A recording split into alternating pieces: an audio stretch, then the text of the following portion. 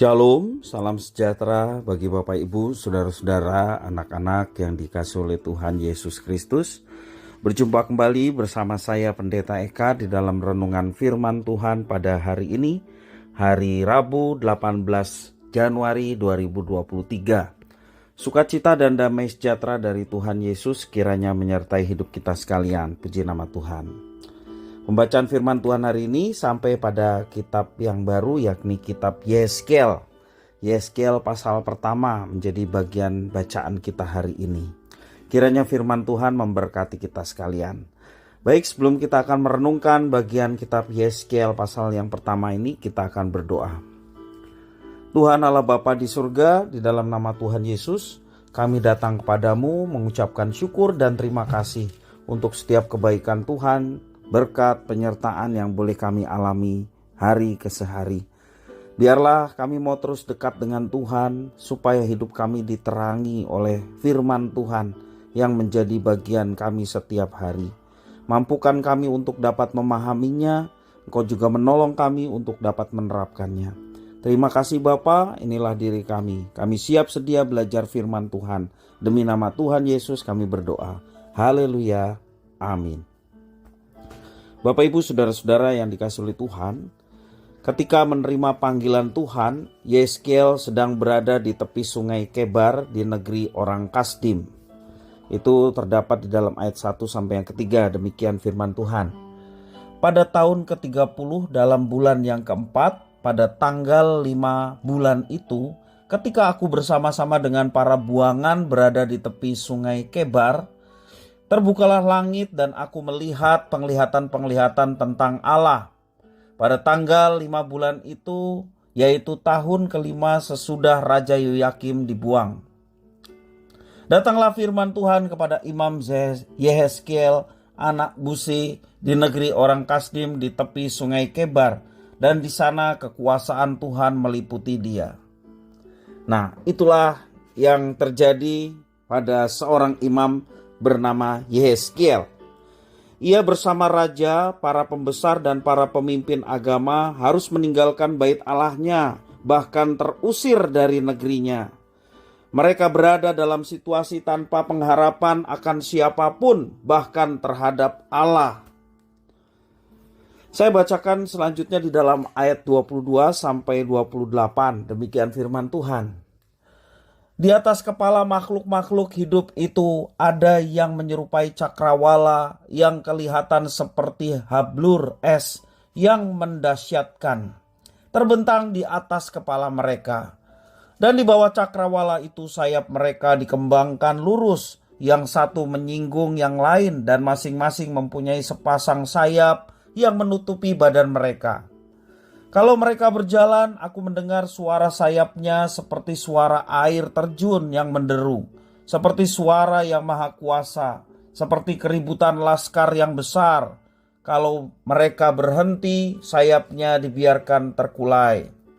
Maka kedengaranlah suara dari atas cakrawala yang ada di atas kepala mereka. Kalau mereka berhenti, sayapnya dibiarkan terkulai.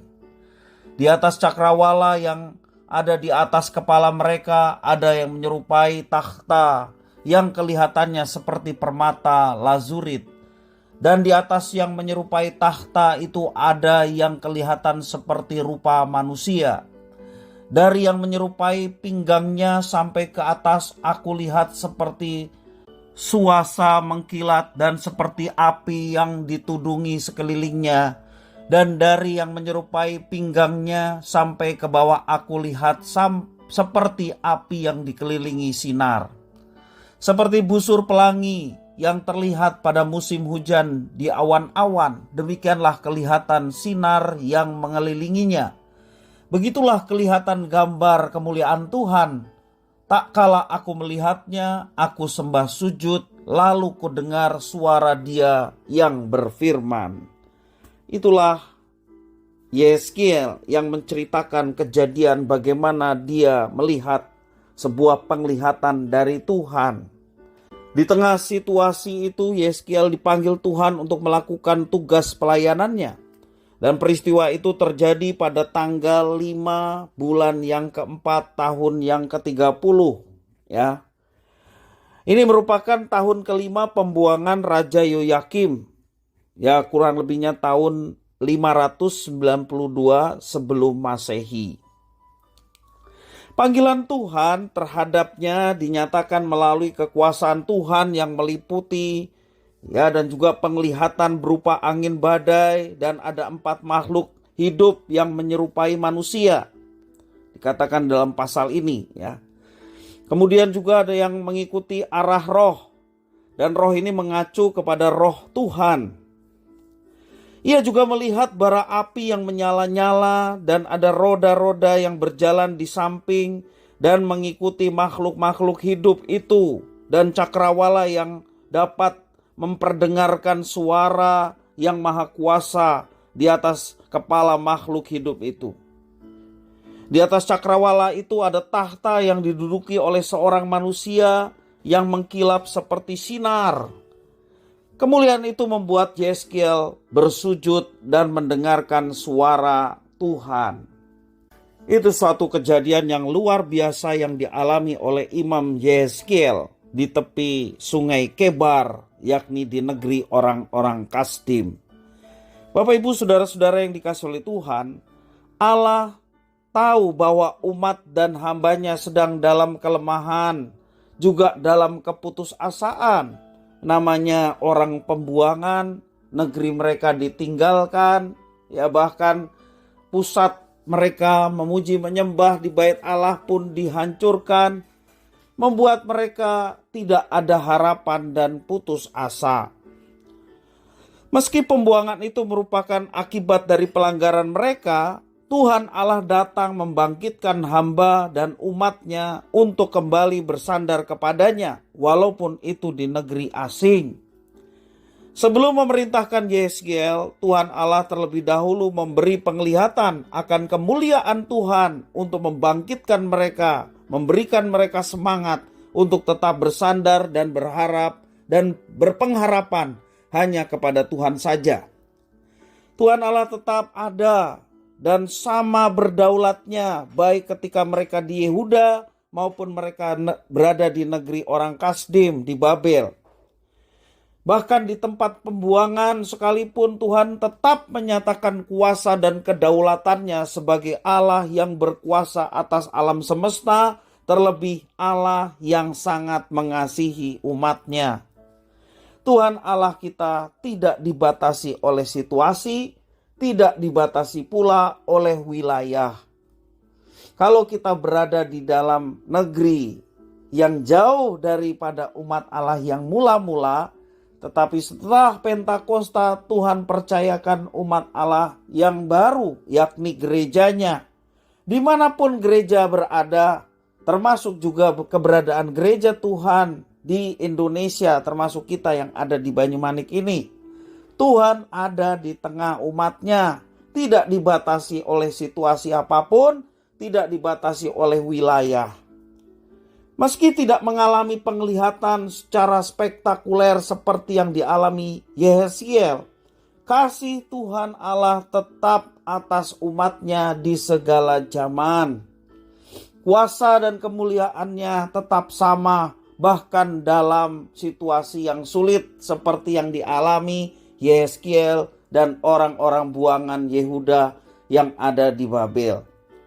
Bapak Ibu saudara-saudara yang dikasihi Tuhan, karena itu marilah setiap harinya kita menikmati kuasa Tuhan. Kita mau berserta dengan Tuhan sehingga hidup kita terus dituntun oleh kebenaran firman Tuhan. Bahkan tak kala kita menghadapi tantangan dalam kehidupan, bersama dengan Tuhan kita diberikan kekuatan dan kemampuan untuk dapat mengatasinya. Tuhan yang memberikan kemampuan, bahkan Dia menolong kita untuk mendapatkan jalan keluar. Jangan menyimpang ke kanan dan ke kiri. Tuhan tetap berpihak pada umatnya, bahkan di tengah kesulitan sekalipun. Kuncinya adalah kita berbalik. Kalau kita ada dosa, kita bertobat dan kita kembali kepada Tuhan, maka Dia yang akan menuntun, menyertai, menerangi, memberkati, bahkan mendatangkan mujizat-mujizat yang luar biasa. Tuhan tidak akan berpaling kepada yang lain. Dia hanya menyatakan karyanya melalui umatnya. Dia rindu kuasa, kemuliaan boleh dinyatakan juga oleh umatnya. Sehingga sebanyak mungkin orang bisa melihat bahwa umat Tuhan dipenuhi dengan kuasa Tuhan untuk menyatakan sesuatu yang baik dan memberkati dunia ini.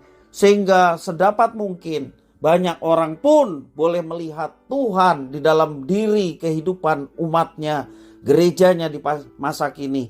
Sehingga sedapat mungkin banyak orang yang boleh mengenal dan percaya dan diselamatkan seperti umatnya. Dan masuk dalam bagian umat Allah. Itulah yang menjadi doa kita, itulah yang menjadi karya kita di dalam kehidupan kita. Kiranya firman Tuhan memberkati. Kita berdoa. Terima kasih Tuhan atas firman-Mu. Mampukan kami menjadi umat Allah yang bertanggung jawab. Kalau Tuhan menyertai dalam situasi kondisi apapun, tidak dibatasi oleh situasi kondisi yang ada, tidak dibatasi oleh wilayah yang ada. Kuasa Tuhan dinyatakan bagi umatnya. Karena itu Tuhan, kami mau menjadi umat yang bertanggung jawab dan melaksanakan setiap tugas tanggung jawab yang dipercayakan dengan baik.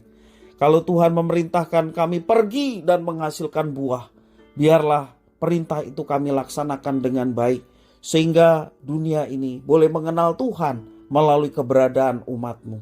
Terima kasih ya Tuhan, inilah diri kami siap sedia menjadi umat Tuhan yang melaksanakan apa yang Engkau perintahkan. Demi nama Tuhan Yesus kami berdoa. Haleluya. Amin.